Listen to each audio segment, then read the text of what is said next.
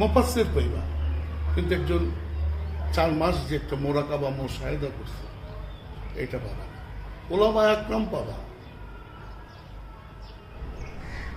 কিন্তু 4 মাস সে যে একটা ধ্যান সাধনা করবে সেটা তার মধ্যে নাই। তাহলে এই আধ্যাত্মবাদের বিষয়টা, এই আধ্যাত্মবাদের বিষয়টা কিভাবে ধারণ করবে?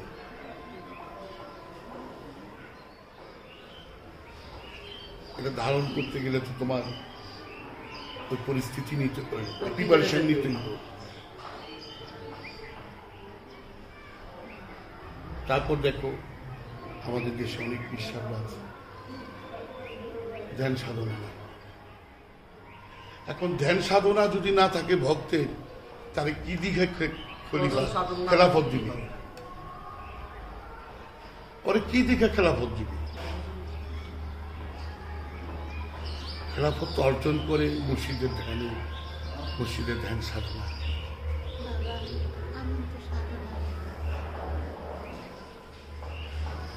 নাকি এই যে বিষয়গুলি হলো যারা ধ্যান সাধনা করে না, টেস্ট নেয় না,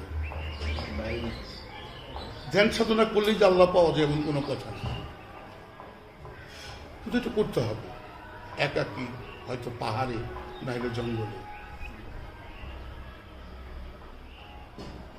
কিন্তু রাসূল পাকের সব নিছে, তো রাসূল পাক সাল্লাল্লাহু আলাইহি সাল্লামের এই হেরা পর্বতে দর্শনটা কেউ নিতে চায়।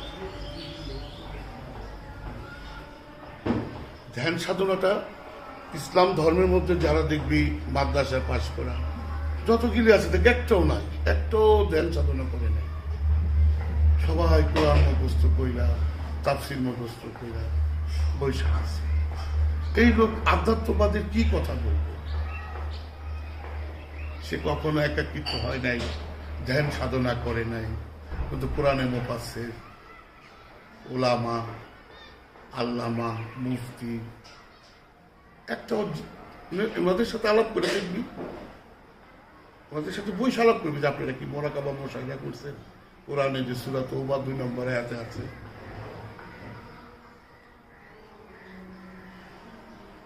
একজন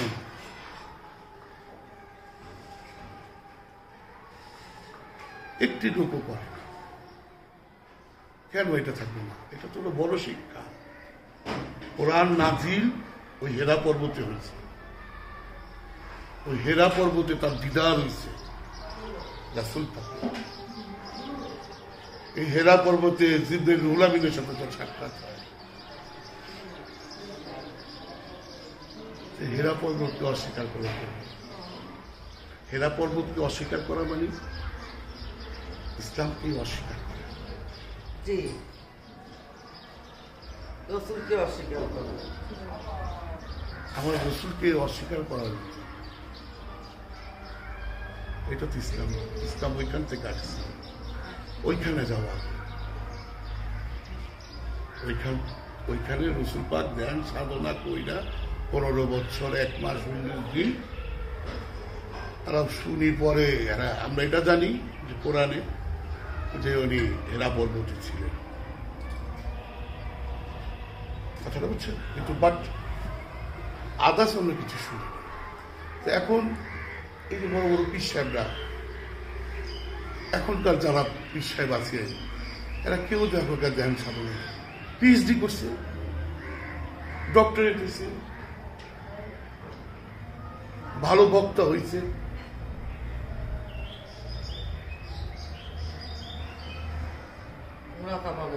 কিন্তু মোরাকাবা মুশাহাদা একটা ধ্যান সাধনা। কিন্তু এই সুফিবাদটাই দাঁড়াই ছিল ধ্যান সাধনার উপর। যারা সাধক তারাই তো সুফি।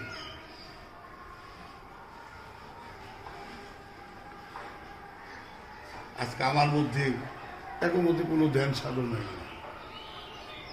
ধ্যান সাধনা যদি না থাকে তাহলে আমি আধ্যাত্মবাদের জ্ঞান কি করে লাভ করব? আমাদের তো ওরা সুপার দেখায় গেছে এরকম, বুঝছো? এটা বিষয়টা হচ্ছে কি জানো, সাধনার বিষয়টা হইল মোরাকাবা মুশাহাদার যে বিষয়টা, ধ্যান সাধনাটা এদের কাছে হয়ে গেছে একটা এক্সট্রা ঝামেলা, বাপ এক্সট্রা একটা ঝামেলা, কথাটা বুঝছো? এটা বাবা জাহাঙ্গীরও বলে গেছে, এটা এটা আবার কি জ্ঞান সাধনা করতে হবে, একা কি এই পাহাড়ে যাও, এর নাইলে জঙ্গলে যাও। আর দুনিয়া ছাড়া বিষয়টা খুব ডিফারেন্ট না। ওনাকে পাইতে হইলে দুনিয়া এত দূরে এত নিচে গিয়ে লেগা এই দুনিয়াটা তাহলে ঘুরে দিবা। এই দুনিয়ার যে আকর্ষণ, যে মায়া, হ্যাঁ, এটা থেকে নিজেরা ফোর্স করে কেউ তোমাকে ফোর্স করে ত্যাগ করাইতে পারবে না। এটা তোমার নিজের থেকে ফেলে দিবে। হ্যাঁ, আমার নিজের থেকে যদি আমি ভালো না হই সেটা কেন হবে? মনে প্রাণ এটাকে জোর কইরা করুন যায়, পিটিয়া মাইরা করুন যায়, জেলকে নাটকা করুন যায়, যদি আমি ভালো না হই। ওটার প্রতি আমার থাকতে হবে, আন্ডারস্ট্যান্ডিং থাকতে হবে, আকর্ষণ থাকতে হবে, ফিলিংস থাকতে হবে। জি চোখের দেখা আর মনের দেখা, যার চোখ নাই হয় কেমনে দেয়?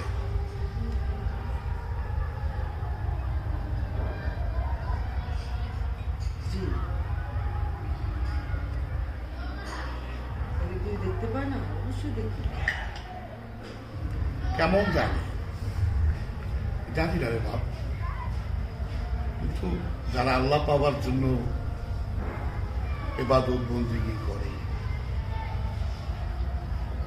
তাদের ধন জ্ঞানটা থাকে না। উর্বর না, আমাদের জ্ঞান কিছু বর্গ আর উর্বর না। এখন আমার ভিতরে নিয়ত তো দেখে আল্লাহ, এই জায়গায় আমি খুব আচ্ছা